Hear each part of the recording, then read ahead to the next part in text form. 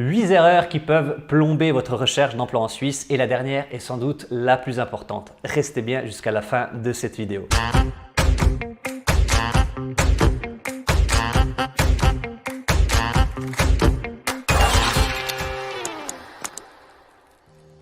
On est déjà fin septembre en Suisse et la rentrée est bien entamée dans tous les secteurs d'activité.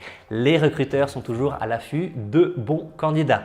Mais avez-vous fait le nécessaire de votre côté pour être visible aux yeux de ceux-ci et être à l'écoute de nouvelles opportunités professionnelles? Évitez les points que je vais vous énumérer pour vraiment être au top dans votre recherche d'emploi en Suisse. Premier point à éviter, c'est de garder un CV dépassé ou outdaté. Votre CV doit refléter votre évolution professionnelle. C'est vraiment votre carte de visite. Mettez en avant vos compétences actuelles, vos réussites et n'hésitez pas à le mettre à jour de temps à autre et surtout si vous avez eu de nouvelles expériences professionnelles récentes ou si vous avez acquis de nouvelles compétences. Deuxième point à éviter, comme le CV, c'est votre profil qui n'est pas à jour sur les différents job boards. Pour ceux qui ne connaissent pas ce terme, les job boards sont les plateformes en ligne où vous pouvez postuler à des annonces d'emploi comme JobUp, Jobs.ch ou Indeed pour les plus connus. Troisième point à éviter, c'est d'ignorer l'actualité. Restez bien à jour dans votre domaine en suivant les tendances, en lisant des publications spécialisées si nécessaire et en participant à des discussions pertinentes. Cela démontre votre intérêt et votre expertise. Quatrième point à éviter, c'est l'oubli de réseauter. On ne le répétera jamais assez. Le réseautage est un élément essentiel en Suisse. Participez à des événements, rejoignez des groupes professionnels et entretenez vos relations pour découvrir des opportunités cachées. Je pense notamment à LinkedIn qui reste un excellent outil pour se créer de nouvelles relations et pour les entretenir.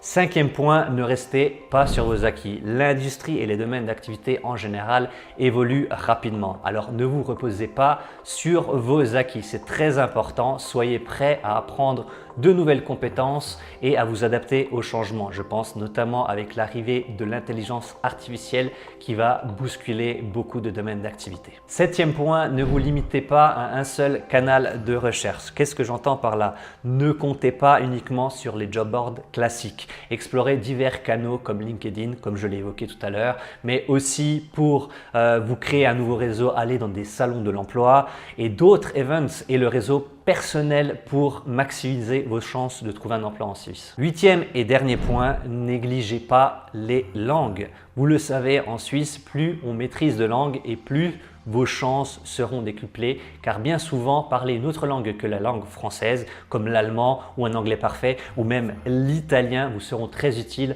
pour votre futur emploi en Suisse. Ne laissez pas ces erreurs plomber votre recherche d'emploi en Suisse. Soyez vigilant et proactif pour atteindre vos objectifs professionnels. D'ailleurs, si vous voulez aller plus loin avec moi, avec nous, avec Move to Suisse dans votre recherche d'emploi en Suisse, mais aussi pour devenir frontalier suisse ou même résident suisse, n'hésitez pas à nous contacter avec les liens que je vous mettrai en dessous de cette vidéo et on se fera un plaisir de vous accompagner dans votre projet en Suisse.